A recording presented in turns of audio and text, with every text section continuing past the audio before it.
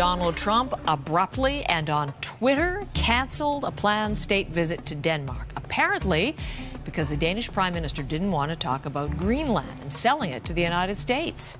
Over to Europe now, where Denmark's Prime Minister Mette Frederiksen has been racing across the continent, trying to shore up support from allies. That following Donald Trump's repeated threats over Greenland.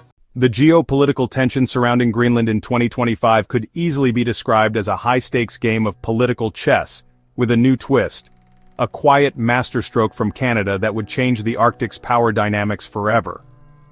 This controversy was sparked when former President Donald Trump, in a bold and controversial move, reignited a long-held ambition from his first term, the acquisition of Greenland. Trump had long expressed an interest in the island, even floating the idea of buying it from Denmark in 2019, a suggestion that was met with mockery and disdain from Denmark's government. Most analysts assumed that this bizarre idea was abandoned after the diplomatic spat that followed. But with Trump's re-election in November 2024, his campaign for Greenland gained new momentum.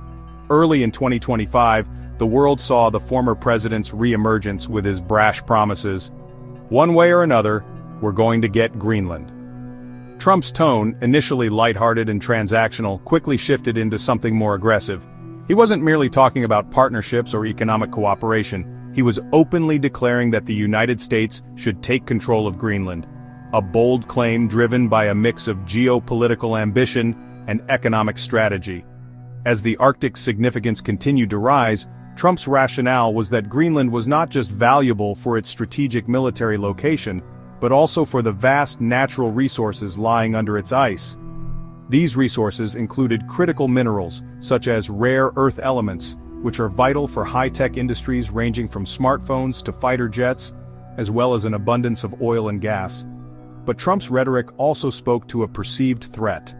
If the United States didn't act fast, adversaries like China might seize Greenland's resources first. For Trump, this was no longer about simply negotiating. It was about taking ownership of the island to secure American interests.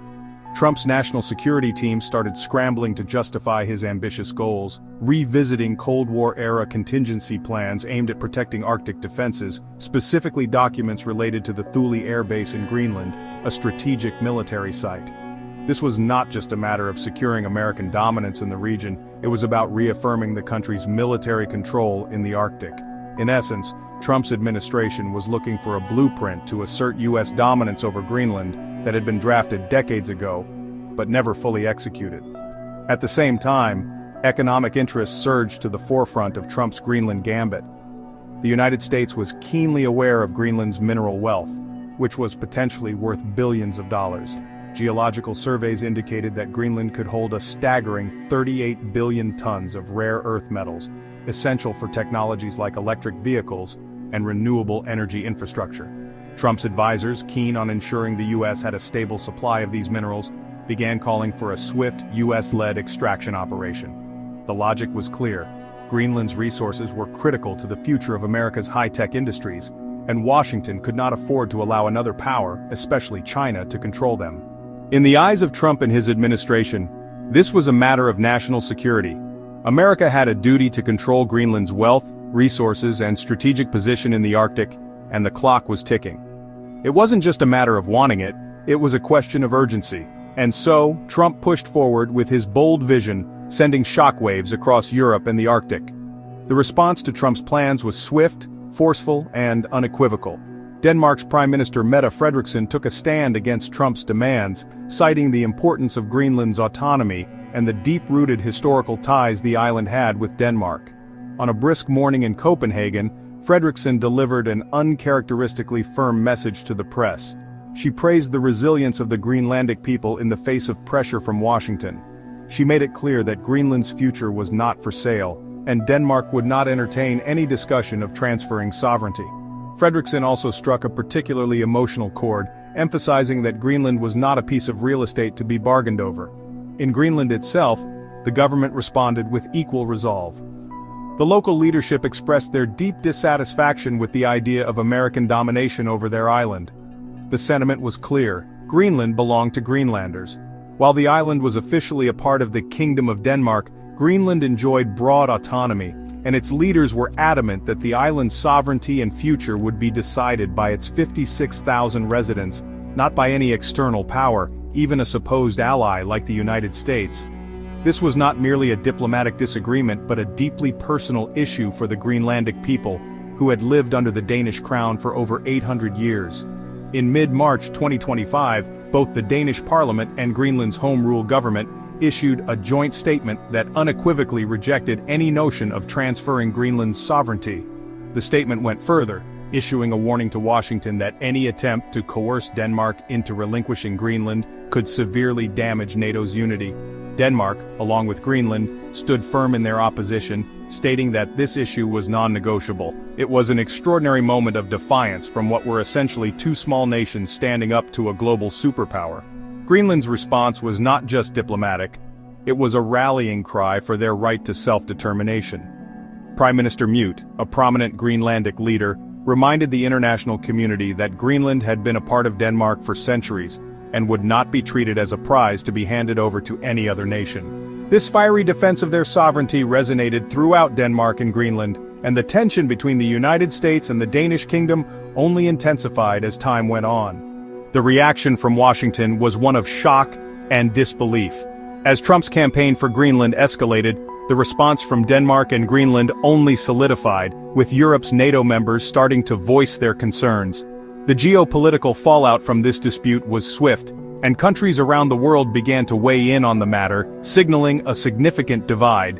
Europe, in particular, began to push back against the US's aggressive stance, with some countries taking actions that would have significant long-term consequences for US foreign policy in the Arctic. Stay tuned for the next part where we will dive deeper into the unfolding international responses and Canada's unexpected move that ultimately reshaped the balance of power in the Arctic.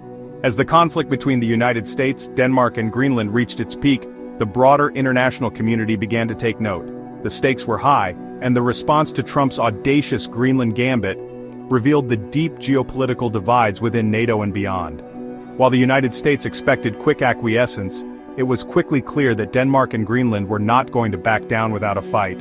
Norway, another Arctic nation with strong ties to both Greenland and Denmark, emerged as a vocal ally to the Danish cause. Norwegian leaders were quick to support Denmark's firm stance, declaring that an attack on Danish sovereignty, including any attempt to forcibly change Greenland's status, would be seen as an attack on all of Norway and its allies within the NATO alliance. In a rare show of solidarity, Norway also began sharing intelligence with Denmark, and quietly began preparing for a possible escalation of the situation, signaling a united front in the Arctic. However, not all NATO members were as forthright in their support for Denmark. Poland, a country traditionally aligned with the US on defense matters, took a cautious approach. Despite its close military cooperation with Washington, Warsaw refrained from making any public statements condemning Trump's claims over Greenland. The political analysts suggested that Poland was treading carefully, mindful of the delicate balance it must maintain with both Washington and its European partners. Poland especially valued its strategic defense ties with the United States, particularly as a bulwark against Russian aggression, and thus stayed neutral, reluctant to risk antagonizing its powerful ally. Across the Atlantic, Canada took a more proactive and outspoken position. As one of the US's closest allies and a key player in Arctic affairs, Canada's response to the Greenland dispute was significant, especially considering the potential for its own territorial concerns in the region. Canadian officials, while diplomatic, issued clear warnings regarding the US's approach to Greenland, emphasizing that leveraging economic power or using coercion to acquire control over Greenland's resources would set a dangerous precedent in international relations. Canada, with its own interests in the Arctic, particularly in the mining and energy sectors, was quick to signal that economic manipulation for territorial gain was unacceptable. France, though not an Arctic power, also stepped into the fray in an unexpected and bold way. Paris, perhaps aware that its global influence in the Arctic was waning in the face of US and Russian competition, dispatched a nuclear-powered submarine to patrol the waters between Greenland and Canada. This symbolic gesture was a direct message to both Washington and the world. Europe was watching, and Europe would not allow one country to dominate the Arctic region. Alongside this military show of force, France announced a new initiative to support Greenland's infrastructure development, including a commitment to help build a new international airport on the island. This strategic move not only displayed Europe's commitment to supporting Greenland, but also solidified the message that Greenland didn't need to depend on the US for development or security. France, like Norway, signaled its intent to protect Denmark and Greenland's sovereignty against American overreach. As tensions simmered, it became increasingly clear that Trump's gambit was starting to cause fractures within the Western alliance. The ideological solidarity that had once united NATO on issues like opposing Russian expansionism or fighting terrorism was being tested by this Arctic showdown. The shifting alliances in the region were evident, and the landscape of Arctic geopolitics was evolving faster than Washington had anticipated. However, while the US found itself embroiled in a diplomatic conflict with Denmark and Greenland, the real shock came from an unlikely source: Canada. Behind the scenes, Canada had been executing a quiet strategic plan that would ultimately sideline the United States in the race for Greenland's resources. Rather than engaging in overt confrontation, Canada took a more subtle approach, negotiating with Greenland and the European Union in ways that would ultimately benefit both Greenland's economy and Canada's strategic interests. In 2025, Canada sealed a groundbreaking deal worth approximately $3 billion in mining and investment agreements with Greenland, ushering in a new era of economic cooperation between the two nations. This deal was not a single transaction, but rather a series of interlinked agreements that would allow Canada and its European partners access to Greenland's rich mineral resources. The agreements were particularly advantageous for Canadian mining companies, which had long been eyeing Greenland's mineral wealth. One such company, Greenland Resources Inc., had secured a 30-year mining license to exploit a valuable molybdenum deposit in northern Greenland, with a focus on sending the mined materials directly to Europe. The Canadian-EU partnership was further solidified when the European Union, through its Critical Raw Materials Act, earmarked Greenland as a key player in Europe's mineral supply chain. This act aimed to secure reliable sources of critical materials for Europe, and Greenland, with its vast mineral reserves, was seen as a prime partner. The agreement meant that Greenland's resources would no longer be bound by US interests, but would instead flow into European supply chains, in a move that was diplomatically and economically significant. What made this deal even more remarkable was the support from Greenland's own government, which had long advocated for investments in infrastructure, autonomy, and economic development. Greenland's leaders had been clear: they wanted partners, not conquerors. The Canadian approach fit perfectly with these goals. By prioritizing infrastructure development, job creation, and local empowerment, Canada won Greenland's trust and secured a strategic economic foothold on the island. Moreover, the deal was not just about securing resources, but about ensuring Greenland's future economic independence from Denmark and the United States.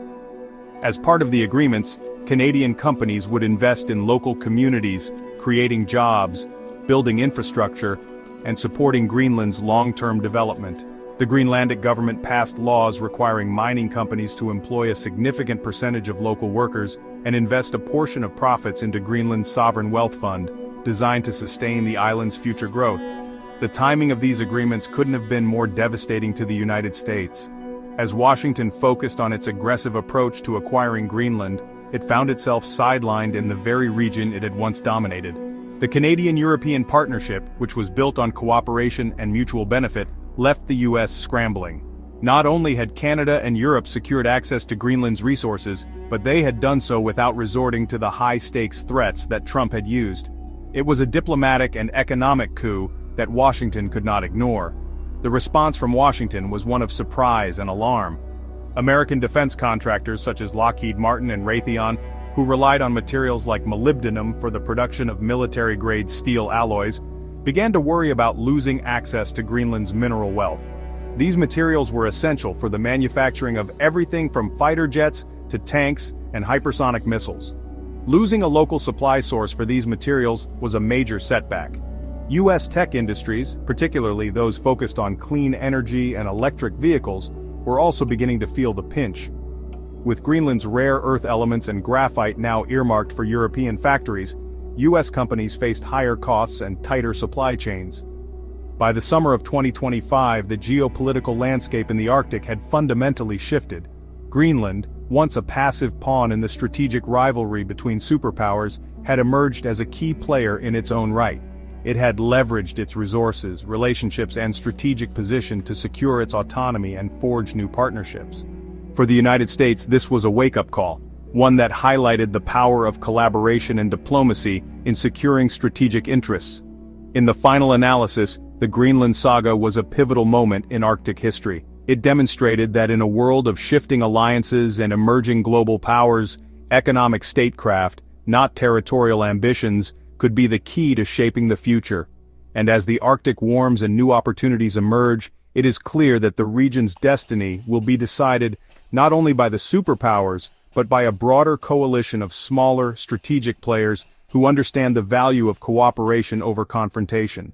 By the summer of 2025, the diplomatic fallout from Trump's Arctic ambitions had transformed the geopolitical landscape. The efforts to seize Greenland, once seen as a simple ambition, had snowballed into a diplomatic and economic debacle for the United States. Greenland had managed to sidestep the pressures from Washington, leveraging its strategic location and vast resources to secure not only economic development but also the respect and partnerships of its European allies and, unexpectedly, Canada. For Washington, the immediate consequences of this shift were severe. In the defense and technology sectors, the impact was deeply felt. Greenland's vast stores of rare earth minerals, including molybdenum, graphite, and zirconium, were crucial for the production of high-tech weapons and consumer electronics alike. As American defense contractors like Lockheed Martin and Raytheon grappled with the reality that these materials would no longer flow freely from Greenland to the United States, they started looking for alternatives. This shift in supply lines left American industries scrambling to secure access to these critical resources, with some reports indicating that defense contractors had to delay testing on missile systems due to concerns over mineral shortages. On the other side, the clean energy sector faced its own set of challenges. The U.S. had long eyed Greenland as a key supplier of materials for electric vehicle batteries, wind turbines, and other green technologies. However, with Europe now firmly tied to Greenland's resources through Canada's strategic investments, the U.S. found itself at a disadvantage. Companies within the clean energy sector, particularly those benefiting from the Inflation Reduction Act's incentives for domestic production, found their costs rising. The green transition, one of the central pillars of the Biden administration's policy, faced new hurdles as these critical materials became more expensive and harder to source. But the economic consequences for the United States were only part of the story. The true impact of Greenland's pivot away from Washington became most evident in the realm of international relations. NATO, the world's most powerful military alliance, was now deeply divided. While the United States remained a major player in the alliance, its unilateral actions had put it at odds with many of its European allies.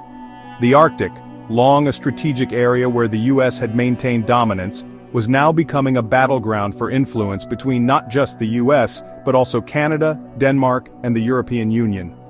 Denmark, backed by Greenland, had successfully resisted American pressure to cede control over the island, reaffirming that Greenland's sovereignty was non-negotiable.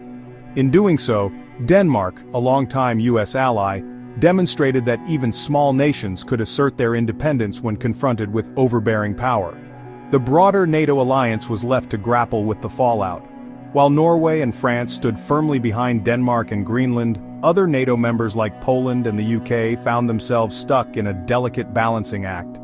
The situation raised uncomfortable questions about the future of the alliance, especially when its core mission, collective defense, was at risk of being undermined by one member's pursuit of territorial gain. Moreover, the international economic and diplomatic response underscored the shifting priorities of global powers. Canada, through its quiet but shrewd dealings, had demonstrated that it was no longer content to let the United States dominate the Arctic. Instead of engaging in the brash headline-grabbing strategies of the Trump administration, Canada opted for a more subtle, strategic approach, focusing on long-term partnerships that benefited all parties involved. By securing resource extraction deals with Greenland, Canada not only strengthened its own economic position, but also solidified its role as a key player in Arctic geopolitics. European nations, particularly those within the European Union, were quick to align with Canada and Denmark in this new Arctic order. France in particular made its support for Greenland known in a dramatic show of military and economic solidarity. while the deployment of a French nuclear submarine to the waters off Greenland was largely symbolic. It sent a clear message that Europe was prepared to challenge American attempts at dominance in the region. At the same time, France's investment in Greenland's infrastructure, including funding for a new international airport, demonstrated that Europe was prepared to support Greenland's independence from American influence, offering an alternative partnership to Washington's coercive diplomacy. In response to these developments, the United States, initially caught off guard, began reassessing its position. Washington's aggressive approach, which had been characterized by coercive diplomacy and threats, was now in jeopardy. The Arctic was no longer a region where the U.S. could impose its will without consequence. Instead, it had become a space where diplomatic and economic cooperation had gained the upper hand over military dominance. The shift was a stark reminder that in the modern world, economic and strategic influence often trumps territorial ambitions. The final nail in the coffin for Trump's Greenland ambitions came in the form of a joint statement issued by the European Union, Canada, and Greenland. The statement, which echoed the sentiments already expressed by Denmark and Greenland's leadership, made it clear that Greenland's resources were to be developed with the full consent of its people and in cooperation with Europe and Canada. The United States, it seemed, had been outmaneuvered in a race for the Arctic's critical resources, and the consequences of that loss would reverberate across U.S. industries for years to come. For Greenland, this period of upheaval marked a transformational moment in its history. In response to the mounting pressures from both the U.S. and the international community, Greenland took steps to secure its economic future. The local government enacted new laws requiring mining companies to hire local workers and invest a significant portion of their profits into the island's sovereign wealth fund. These measures not only ensured that Greenlanders would benefit from the extraction of their island's resources, but also laid the groundwork for a future in which Greenland could eventually stand on its own, independent of Denmark's financial support. By the summer of 2025, Greenland's leadership had firmly asserted its independence, with a robust economic future ahead and strong international backing. The island's ability to fend off external pressures, particularly from the United States, demonstrated that even small nations with limited military power could play a significant role in shaping their own destinies. Greenland's success was rooted not in its size or military might, but in its ability to build strong partnerships and assert its sovereignty with confidence. In the end, the Arctic had emerged as a new theater of international relations, one where economic cooperation, strategic alliances, and sovereignty were more important than territorial acquisition. The events surrounding Greenland's resistance to American demands illustrated the power of collective action and the importance of respecting the autonomy of smaller nations. As the ice melts and new opportunities in the Arctic open up, it will be nations like Greenland, Denmark, Canada, and European allies that will play a central role in determining the region's future. The story of Greenland in 2024 to 2025 may ultimately be remembered not just as a turning point in Arctic history, but as a lesson in the power of diplomacy, partnership, and national sovereignty in the 21st century. As this saga continues to unfold, one thing is clear: the days of a single superpower dictating the future of the Arctic are over. The future of Greenland and the Arctic as a whole will now be shaped by cooperation, collaboration, and respect for the rights and aspirations of the people.